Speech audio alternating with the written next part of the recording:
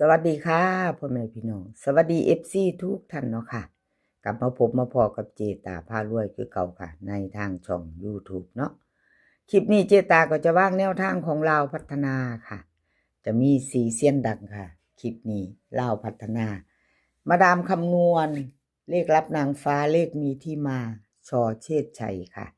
สีเสี้ยนดังพี่น้องอยู่ในใจมีภัยติดตามรับชมรับฟังไปน้ำกันค่ะแล้วก็เตรียมแคปหน้าจอไว้เนาะถ้าชอบของผู้ใดสีเสี้ยนดังในคลิปนี้ลาวพัฒนาค่ะเป็นของมือแรง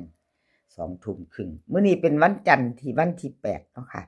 มาไปใหม่รุ่นใหม่มือใหม่แล้วค่ะ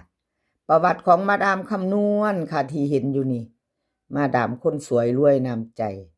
14591ลดไปค่ะวันที่5เนาะ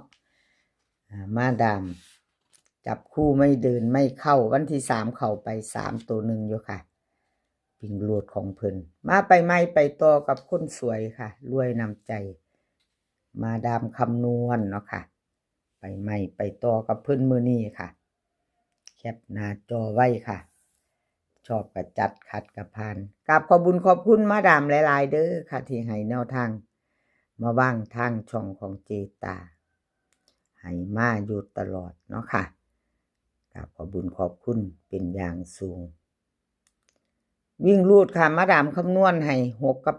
8 2ตัว4หางค่ะ62 64 82 84เบิ้ล66กับ88ค่ะ3ตัว3หาง682 684 668ค่ะวิ่งรูดเด่น8ตัวเดียวรองที่6ค่ะ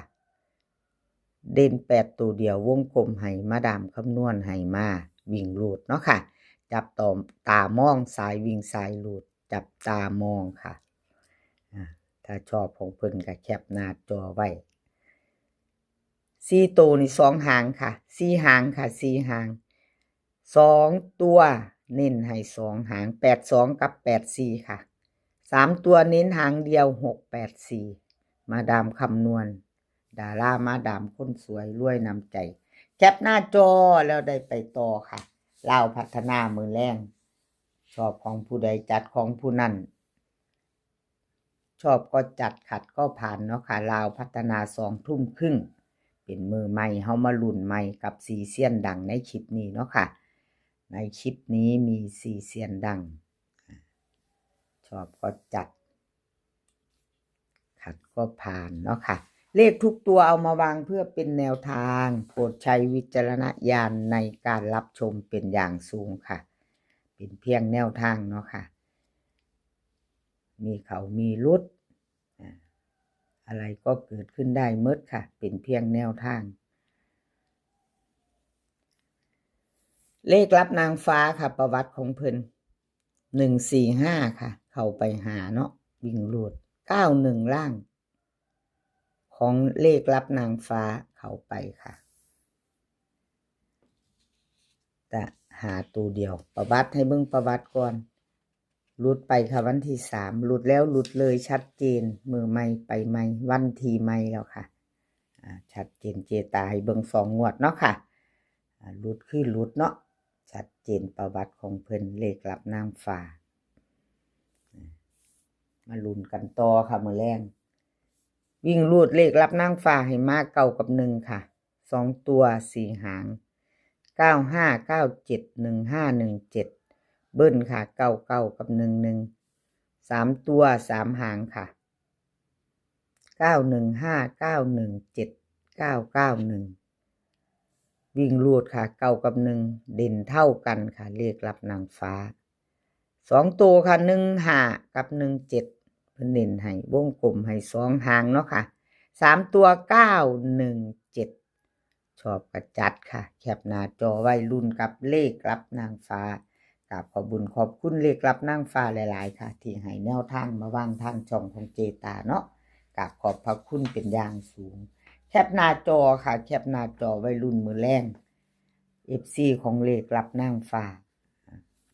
แคปหน้าจอแล้วได้ไปโตเนาะค่ะเป็นของไผชอเชษชัยค่ะ ช่อเฉิดชัยวันที่หาเพิ่นกะ2ตัวมา1ตัวค่ะหนุ่มน้อยหน้ามนต์คนรูปหล่อกะเข้ามาอยู่ตัวหนึ่งเนาะค่ะวิ่งรูด4บน145บน3ตัวค่ะ91ล่างจับคู่บ่เข้าเนาะค่ะกราบขอโทษขออภัยแทนช่อเฉิดชัยเนาะค่ะ FC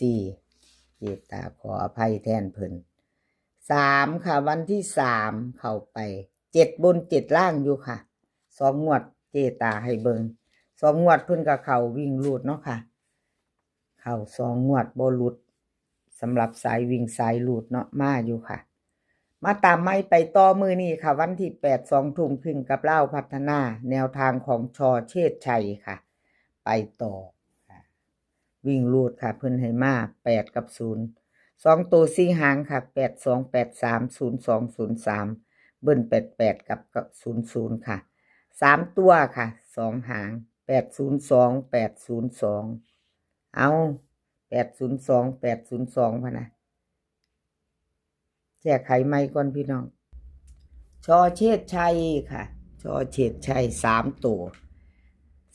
3หางค่ะ802 803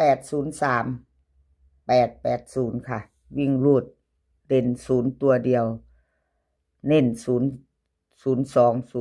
ค่ะ3ตัวเน้น2หาง802 803ค่ะแคปหน้าจอครับใครจะไปต่อกับชอเชษชัยเนาะค่ะมือแรง2 ทุ่มครึ่งลาวพัฒนาเป็นมือใหม่แล้วค่ะไปรุ่นต่อกันถ้าชอบกระจัดคัดกระพานเนาะค่ะกับขอบคุณช่อเชษชัยหลายๆค่ะที่ให้แนวทางมาว่างทางช่องของเจตาเนาะค่ะกราบขอบพระคุณเป็นอย่างสูงเนาะสำหรับแนวทางมาไปต่อค่ะไปต่อเป็นของเลขมีที่มาค่ะเลขมีที่มาวันที่5ค่ะพี่น้องวันที่5ที่ผ่านมาลาวพัฒนา3ตัวของเพิ่นลาวพัฒนาออกค่ะ3ตัว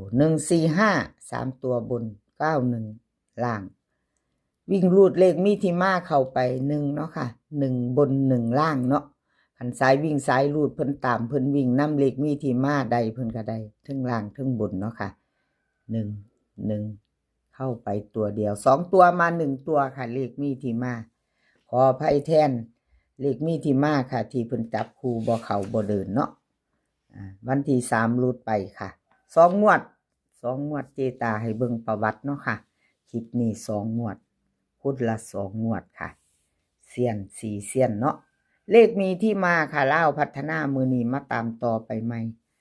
ชอบกะแคปหน้าจอไว้ค่ะรุ่นมือแรงวิ่งรูดค่ะ7กับ8เพิ่นให้มา7กับ8 2ตัว4หางค่ะ73 74 83 84 3ตัวค่ะ783 784 778ค่ะวิ่งรูด7กับ8ค่ะเพิ่นวงกลมให้เด่นเนาะ83กับ84ค่ะเน้นให้2หาง3ตัว1หาง783ชอบกระจัดคัดกระพานเนาะค่ะแคปหน้าจอไว้ไปพิจารณากัน